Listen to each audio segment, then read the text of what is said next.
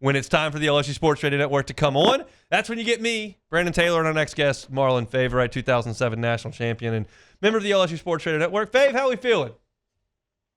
What's that, Hunt, baby? Hey, Hunt, man, my phone charged right now. I got about 6% until we finish this interview. Perfect. That's just enough, Fave. I would expect nothing less. I have a question for you. I honestly don't know how you're going to answer this. I'm very excited to see what your answer is. I've been doing this pregame show with you for, 9 years now?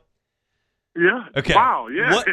What gives you more pride? What makes you happier? When a defensive lineman makes a big play, or when one of the West Bank boys on the perimeter, like Xavion or Stamps or Aaron Anderson, if they make a play on the outside, what do you appreciate more?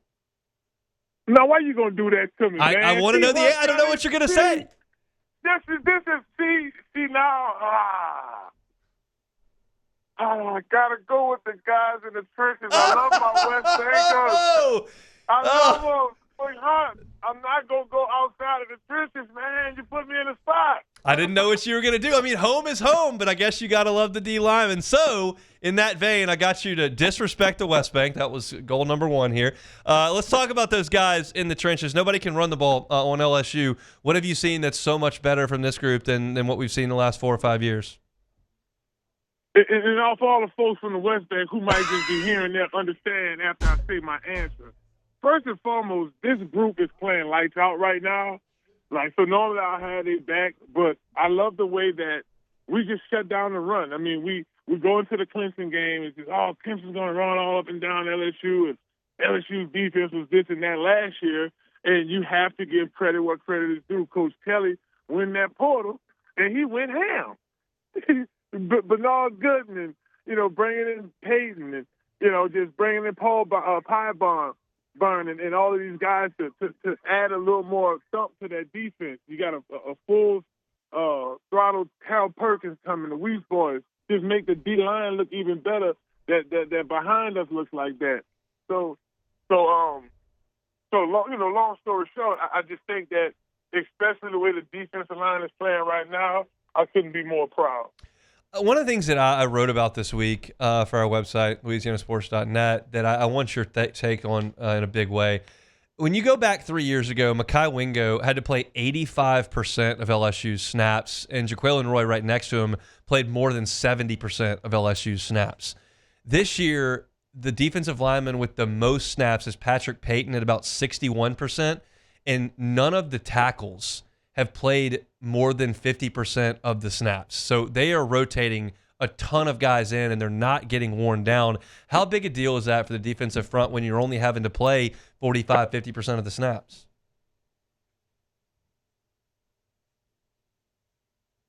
Did we lose my guy? It's huge. It must be. You know what? I'm on the West Bank right now. So, they heard me talking trash. So I messed my phone up. So let's talk D-line rotation. How big a deal is that? So in all honesty, Hunt, it's huge because, LSU at its best, historically speaking, we have depth on the D-line. I've shared these stories over our 9 years working together. How many times you probably lost count? Man, I wish we had depth on the D-line. Man, I wish we had depth on the D-line. You brought up Jaquelin Roy and Mekhi Wingo, but you remember goddamn Christian and Big Gilmore. Them boys was in them plays. There's no rotation. So, this is where LSU wins at. We won a national championship with D-line depth, and I know that's looking at one area, and, the skilled players and quarterbacks get a lot of props because they scored a touchdown, put the points to win. But I think this was, and Hunt, you're a stat guy, so that's sad. I'm a player. You might know this better than me. The year we won a national championship in 2007, I think we played like 4 or 5 games straight, and we only allowed like 20 yards. So, I look at that from a production standpoint, and to see that a little bit right now with that front, it's blowing my mind. I'm excited. Dominic McKinley is a guy who's getting a lot of snaps. He was a 5-star recruit, got hurt in camp last year, played his best football late in that season, but now he's got Kyle Williams coaching him up, and you're seeing a lot of really positive things from McKinley. He's a big dude at 6'6", but what do you see when you watch McKinley play? Well, the size stands out right away, but, the way he's able to make plays, his playmaking ability, he's always around the ball. He's always hustling to the ball, and you mentioned he's working with Kyle Williams right now. One thing Kyle's going to do is slow down the game for him, and that's improving his technique. And we're seeing that in real time right now. So, here's a kid who got thrown in the fire last year. We dealt with a lot of we lost Guillory up front. We had to throw some of them young boys in there, and that's what happened. And it's great to see him develop into will soon be a all SEC player in one of these years. I thought preseason that this was going to be a team that got a lot of sacks. I liked the guys on the edge. I thought they'd get some pressure from the inside. And then, of course, you got guys like Perk and Whit Weeks that have rushed the passer really well in their time. It hasn't been an abundance of sacks at this point, just 7 through 3 games. Is this a spot in this game against Southeastern where you should see a better pass rush? And what do you think is missing from the pass rush, if anything, or if you think they're doing a good job there?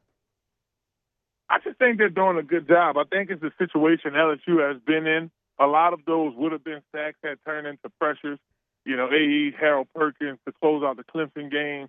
So I think I think the sacks will pick up a bit more once we get heavy in the SEC play. But, to get an interior sack is huge. And I know Big Guillory had a big sack last week in a big game. And, he's a kid that, if I were to highlight somebody inside the trenches from last week, it would be him. Man, Hunting, boy, me and BT was a little nervous when Florida had they run it back, leaked out, called a touchdown. Yeah. But Guillory just right there. Hold on now, run that back, Turbo. So that was cool to see the veterans finally get his shine. But just another example of the depth that LSU has up front right now. Marlon Favorite, Big Fave, our guest here on the Hunt Palmer Show on this Thursday. Offensively, how do they get the run game going? It does start with the offensive line. Do more of the last run drive you did throughout the season when we went heavy, overload left, and everybody was blocking up. They just have to continue to get in sync, right? And I'm not talking about the pop singing group back in the day. I'm just talking about getting in sync as an offensive line and having confidence. And, you got to draw it up, too. So, it is a great deal of I don't want to say pressure, but time in the film room on Coach Stallone to figure out exactly what package he want to roll with in terms of the run game, how we're going to make the run group versatile. Because, again, I think Hayden Durham is a good back. I think Harlan Berry has a lot of upside, and, when we need the pound run game going, that's Jackson. But it's not Leonard Fournette. It's not Darius Guice. It's not the big Allie Broussards we're used to, big 300-yard running backs that we're used to rolling with. It's actually, more compact running backs. So he's just going to have to be strategic in how he uses these guys in the running game. What's the most important thing LSU's got to be better at this week against Southeastern before they go to Ole Miss to play in Oxford? 100% run blocking. Okay. They have to improve because the D-line is playing lights out. Hunt, normal focus on the line. If the line playing bad, we losing. There's no winning with a bad line. I don't care if we got whoever we got at quarterback. That line has to be on point. And, when I look at it in the case of what we have to improve on before we get into this SEC play, Ole Miss, and no doubt, Hunt, that offensive line has to improve in its run blocking. We'll see if they can get it done at 6:45 on Saturday night. Myself, Brandon Taylor, Marlon Favorite with you on the pregame show coming up at 4:45 from just outside Tiger Stadium. Fav, we'll see you on Saturday. Appreciate it. See you on Saturday, man. I have my get it done, get going at battery pack out there, so I won't be 6% like I am now. Holla. Hello, I appreciate it, Fave. That's Big Fave, Marlon Favorite, 2007 national champion.